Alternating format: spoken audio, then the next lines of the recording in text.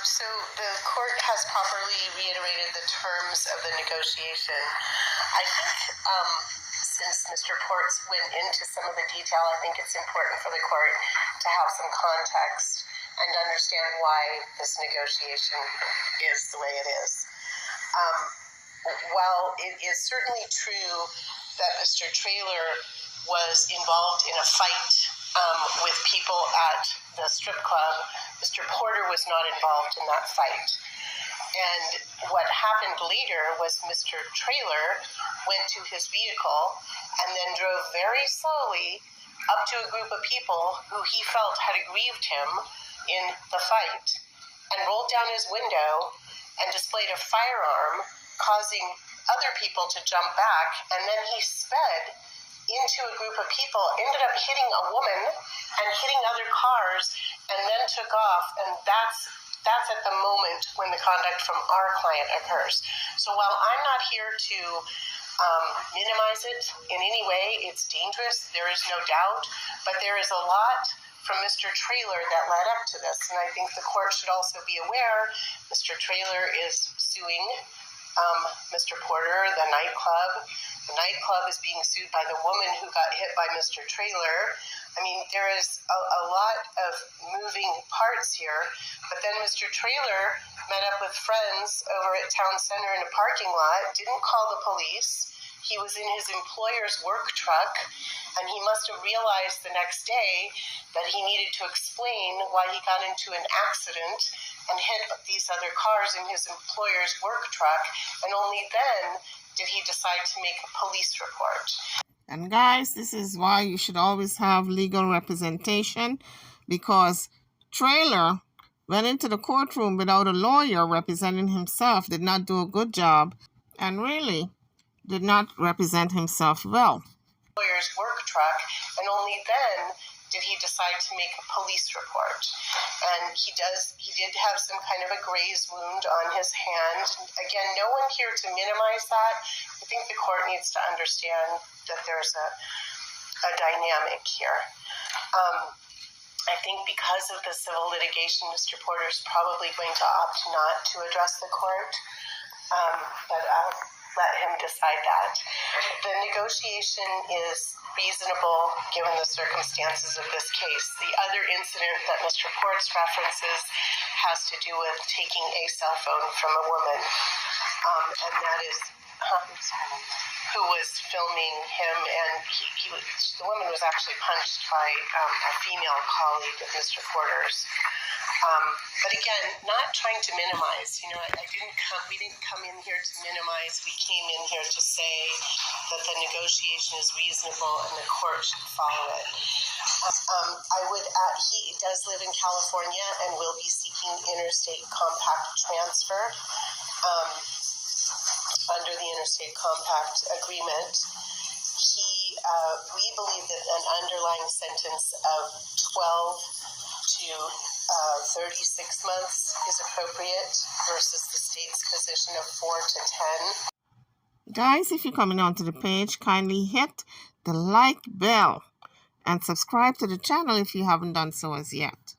The state's position of 4 to 10. There is no restitution request in this case. I noted from the probation report, and I assume that's because Mr. Traylor is going to pursue his remedies in some civil suit. And it does appear that Mr. Porter has credit time served for 22 days by my read of the probation report. So we would ask that the court, I don't think that there's any opposition to the order out. I thought that the strip corridor ended at Sahara. I did too, and that's why I was curious to see if there was a separate order related, because I think what the focus is if it's going to be interstate compacting, obviously limited issue there, but if he's going to be here, the request being made and to the extent casinos and sort of those environments might be not appropriate during probation. I understand the ask, I just wanted to see how it covered it. And they know that they changed it somewhat recently, and I don't have a copy of it. If you wanted to include it to district corridor to the 95, that's fine. I think you could just say it that way. I just don't think that the traditional border out region covers downtown. But he's not otherwise seeking to not have the order out or employed in those areas or anything like that. We're not opposing it. He doesn't live here, and it's fine, and that's fine. Mr. Porter, is there anything that you would like to say on your own behalf today? I appreciate that you have the other matter pending, but it's up to you entirely. This is your opportunity to say something, but you're certainly not. Okay. Mr. Porter's going to decline to speak on his own behalf today. Your Honor, I'm sorry, I forgot. Ms. Wildewell just reminding me. There's one thing in the PSI that's not accurate.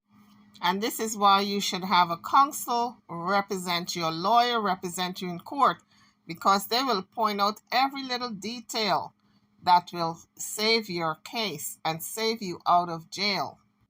In this instance, Blueface had two lawyers. One forgot to mention a particular event that is not supposed to be on the books anymore. And the other lawyer picked up on it, and so they covered that basis. Law and Crime did a reporting on this story. Well, just reminding me, there's one thing in the PSI that's not accurate. In the criminal history, it shows that there's a restraining order. That was dismissed. I think page 4.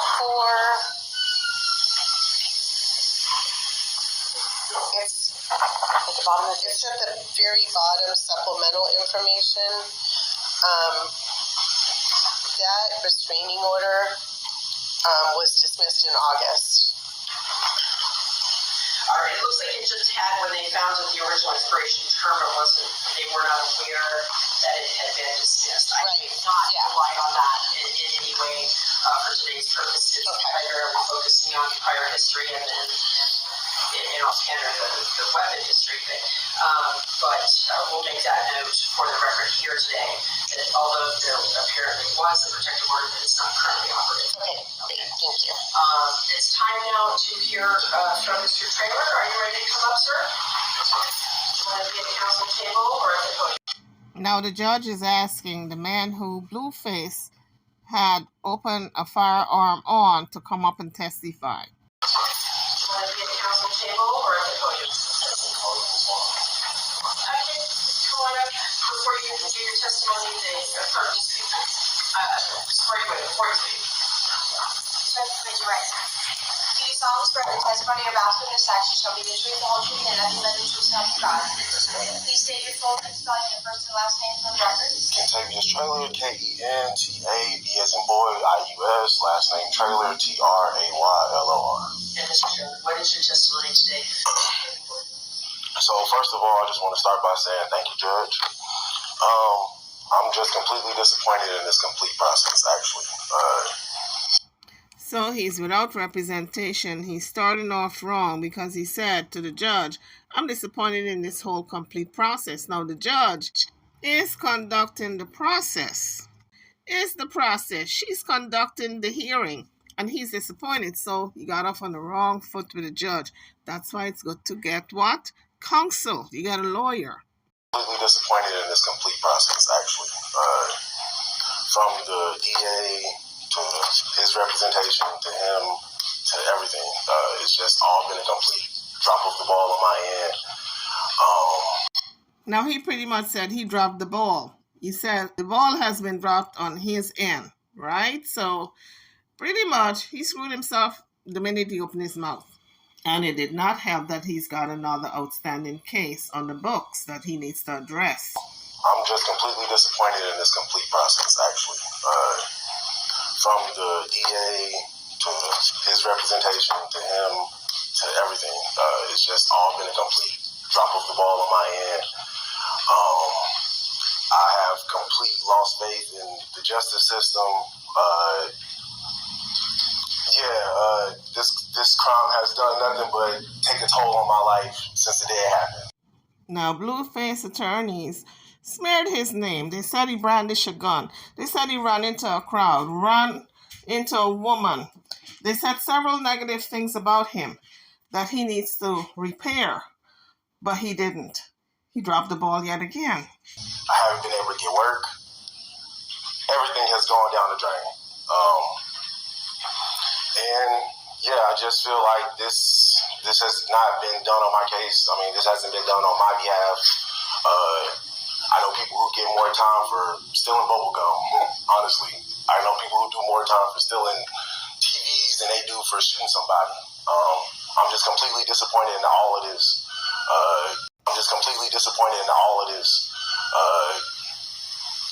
Yeah, I hate the way my name was ridiculed in the social media before I could even find out about it. Like I said, just this complete process has been a complete drop of the ball. Yeah. What he needs to address is running into that woman, brandishing a gun, using his employer's vehicle to be in this mess, this predicament, not reporting what had happened until the next day, and so many more things that he should have been addressing instead of talking about how he feels, how he's so hurt. Oh, the system is not right. I know people who do more time for stealing a bubble gum, etc. He's not defending himself well, not very well. He should have had counsel with him. It's been a complete drop of the ball. Yeah, that's all I got to say about it. It's a complete drop of the ball, and that's it. It is what it is. And Mr. Taylor, I really appreciate you expressing the frustrations that you have, and I know that the outcome here today won't change that because what the negotiation is has a certain range of sentence and certain but even that, like I said, I feel like those terms and conditions, I know myself included, would have more than that for domestic violence, for this or that. He has this going over multiple states, multiple this, multiple that. You guys are arguing semantics on can he come here to make money, and so he doesn't deserve to be here. He doesn't deserve to be out and walking around. He doesn't deserve any of that, honestly. But because he has a little bit of money and a little bit of a name, you guys are going to give him that, and that's okay. But just at the end of the day, like I said, I just want to say my piece, and like I said, I'm completely disappointed in all of this.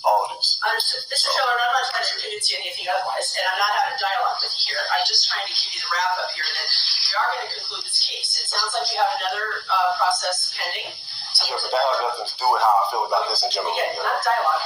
Yeah. I'm just sharing some information with you, okay?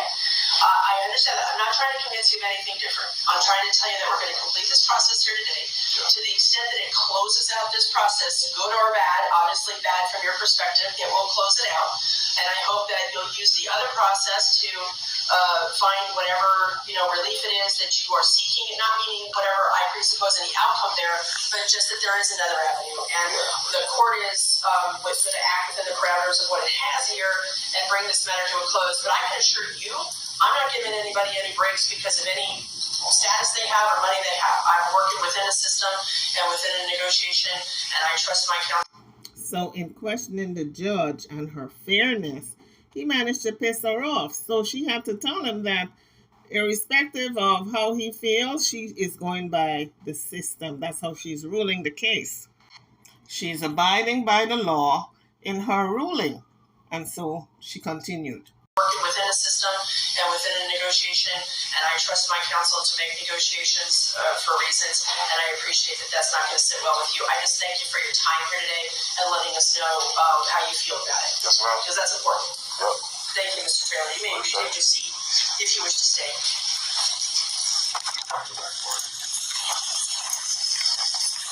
At this time, the court will proceed with the sentencing of Mr. Porter. And as per negotiations, we will go ahead. I'm going to give an opportunity of probation to Mr. Porter. Same discussion with you, Mr. Porter, that I had with another gentleman this morning. You are here and doing probation here unless and until you are affirmatively approved, meaning given actual permission by the probation department to travel out of state, whether it be a travel pass initially or your interstate compact, but you have to be here doing your probation. And I'm going to go through the terms and conditions and your underlying sentence and all the specifics. And I want to emphasize something here before I even get to that point. I don't typically go through standard conditions of probation one by one because I don't feel it's necessary. I know that they're applicable, and then figure when you go through your orientation process and all that. Someone who has some prior history may be familiar already with some of those things. But the main point that I have for you here is the weapons, is the guns. No, you cannot have guns. There's no confusion on that point. And if you choose to roll guns, then that's your choice. But I will tell you, if you get caught doing that, you get brought back here on any kind of probation violation, especially anything involving weapon, I will not hesitate to put you in prison for a significant period of time. You are playing with your liberty, your life, obviously, but you're playing with your liberty if you're going to have guns and do anything that's going to violate your probation in that regard. Do you understand? I don't want there to be any confusion. I hear people who say things about, I didn't realize I couldn't, do this or that or have pictures with them or whatever. No, zero guns around you where you are of any kind. And that needs to be quite clear. Somebody just handed me the order out, and it looks like Sahara to Russell does not cover downtown. So I'm going to account for that. So I'm going to adjudicate Mr. Porter just guilty of discharge firearm at or into occupied structure, vehicle, aircraft, or watercraft. His underlying sentence will be a minimum of 24, maximum of 60 months in Nevada Department of Corrections, suspended with probation not to exceed 36 months. You will have to pay the $25 return assessment fee, $3 DNA collection fee, $150 DNA analysis fee. As we noted, no restitution being requested. I'm not going to impose a fine. I do have the standard conditions of probation, as I noted, including any weapon requirements applicable. Special conditions will include, and we'll just start there because that was the discussion, that he is ordered to stay out of the strip corridor, and he's also ordered to stay out of any gaming facility, institutions, or what would be indicated as the downtown corridor, the equivalent of strip corridor. So effectively, and again, until he interstate compacts, he can only be in those areas if he has work application or some other legitimate basis to be there, not as a pastime, as a just killing time in areas in any way, shape, or form. And so the order out is for the strip corridor and the downtown corridor. We will also require him to have no contact whatsoever with Mr. Traylor or his family. I appreciate that it sounds like others are having contact. I'm not going to say on your behalf, but directly, you're directing it, and clearly that's happening. To the extent that there could be any effort to ensure that Mr. Traylor is not being harassed for this situation or having contact, so be it. But your obligation is no contact that you initiate or that you initiate through anyone else by any means or medium of any kind. We want you to understand that I think impulse control counseling would benefit here as well to make better choices in the future in these circumstances. No use, possession, or control of alcohol or drugs, that includes marijuana. I take that very seriously for all probationers, so we have compliant probation. I want you to have structure to your probation, so full-time employment is required. Comply with any curfew that may be imposed. Report within 48 hours, so no later than Wednesday, to the probation department to get started on the process. Do not take for granted that you need to do all of these things, and that somehow someone's going to look the other way on that. You need to report. You need to be compliant at all times. And in addition to the standard search clauses, I have one special search clause in any digital storage media that you have access to or using computers, handheld communication devices, network applications, associated with devices, social media, remote search services are also used to search. You must provide all passwords, unlock codes, and account information associated with items with or without a search warrant at the request of division of probation or its agents. As to the count 2 adjudication, that is the battery, misdemeanor, also this magistrate, you can credit for type search, so your probation is only going forward on the one count. But you do have a significant sentence hanging over your head. It's not the max the state asked for, but it is still significant. I'm not undermining any of your prior history. I'm looking at this case and its circumstances as I understand them, but I do want to be clear that, again, I will not hesitate for you to spend a significant amount of time in prison in the state of Nevada if you do not comply with this probation in all respects, and you do not stay away from those weapons, and any of that comes to light for us. All right? I think the other counts were already dismissed out of the negotiation, but to the extent counts 1 and 3 had not been dismissed, I believe those should be dismissed today. And then if there were any other counts found over prior to that, those would also be dismissed today. Is there anything that we did not cover? I don't think so, Your Honor. Thank you so much. I had a bond. Oh, yes. Bond. So yeah, I didn't forget that. Thank you for the correction. Yeah. All right, thank you, everyone. Thank you. Thank you, Your Honor. Nice seeing you. So indeed, Blueface dodged the bullet. Guys, if you want to weigh in on this case, please do so. I'm over and out. I'll see you all in the next one. Thank you for watching.